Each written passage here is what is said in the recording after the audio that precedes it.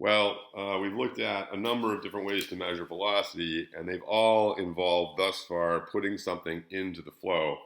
And obviously, that can be a problem. In addition, they all involve, some kind of space, really, large spatial averaging to some degree. The wire anemometers can be extremely small, as can the film anemometers, but they still have a probe that you stick in there. You're still measuring velocity after you've put something in the flow. So it would be nice to have a technique that really didn't rely on putting something, obstructing the flow or changing the flow. And so laser Doppler anemometry is a technique that does not require really much of anything. So, but in order to understand laser Doppler anemometry, we need to understand something called the Doppler shift. So here's the Doppler shift. And this comes up a lot, actually, and I'll explain why in a minute. But if you take something that emits waves, so this will be, I'll call this just the source, and I'll just put a dot here, and it emits waves at some regular frequency. So these waves are traveling at a known speed, and they are being emitted, once every second, or whatever you want to think of as your frequency. And they reflect off a surface. They'll bounce back, and they'll come back. If that surface is stationary, they'll come back at the same frequency. So each time a wave hits the wall, it bounces off, and then the next wave hits, it bounces off.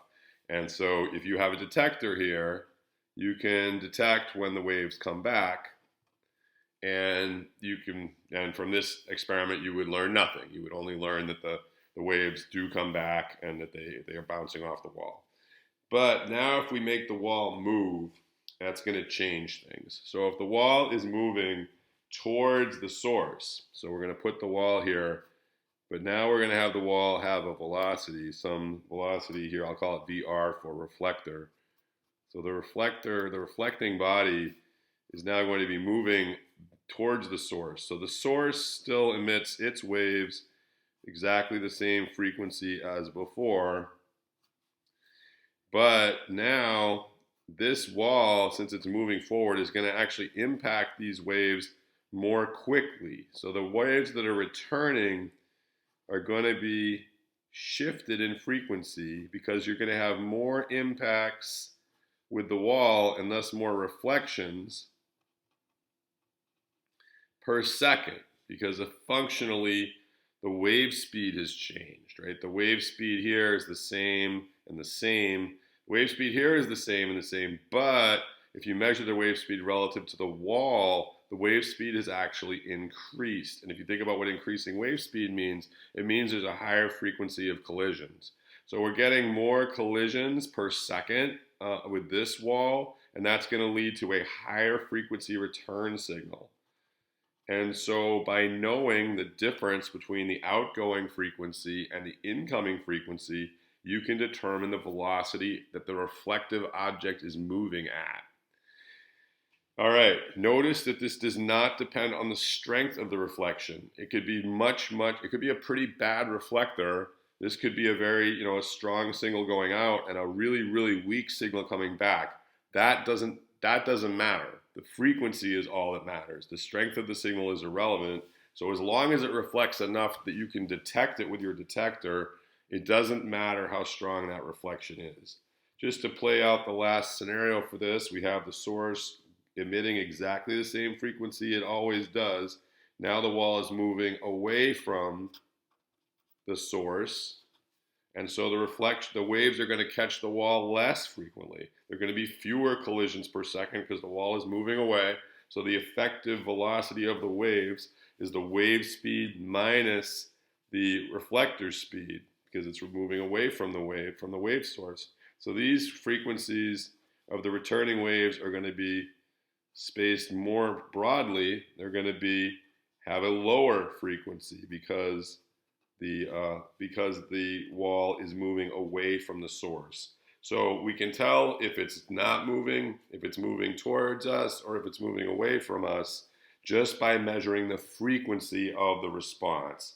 Of course, the time, if we wanted to mathematically represent that, it's pretty easy math. The time between reflections is equal to whatever the delta x is of the original source divided by the wave speed So that would be that would be the time between hits if you just had the waves um, without a movement. But if the wall is moving, so the time is going to, if VR is positive, and we're saying that this is positive, the time between frequencies is going to, oh, actually, I think I did it wrong, right? The VR is positive, that would cause the thing to get, the t between reflections to get larger. My effective wave speed is smaller. So this has got to be negative. So negative VR there. I'll write it again. Hold on. So time between reflections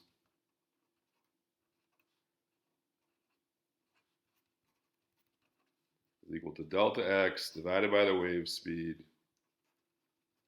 minus that VR, if this is caused, if positive is this way.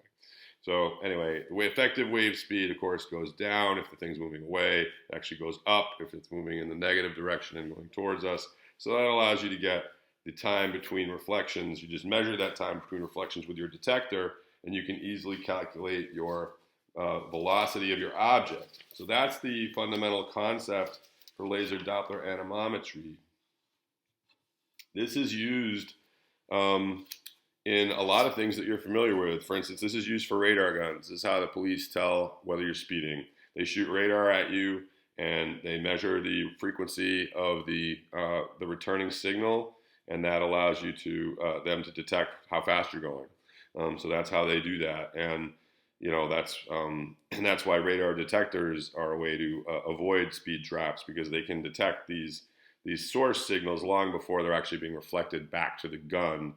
Source signals travel, well past and all over the place. So your radar detector can pick up the presence of radar signals before you're actually in range to emit reflections back to that police officer's gun. Another thing this is used for is used in astronomy a lot. If you have something that is orbiting another thing, so you have something spinning out here, and let's say it's a star, and so this is one of the first places it was used. If the star, let's say this is the planet Earth. So if the star is orbiting, when it's moving here, it's going to be moving away from us. So its light is going to shift down, going to be lower frequency. That's called a red shift, because the red are the lower frequency wavelengths of light.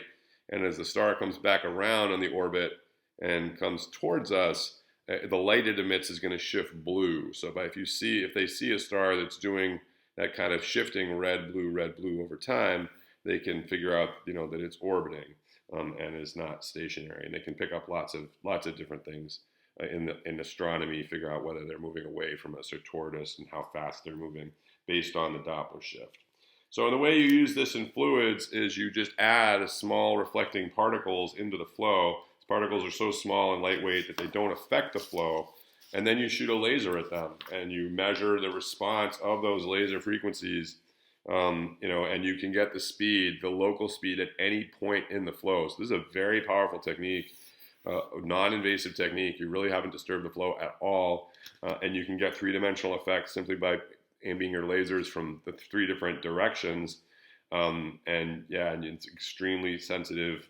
Time has good time discretization, so you can get very, very rapid response, basically almost instantaneous response of what the velocity is at any given moment. So this is a very powerful modern technique, but it's been surpassed in recent years by a brand new technique that we'll discuss in the next lecture.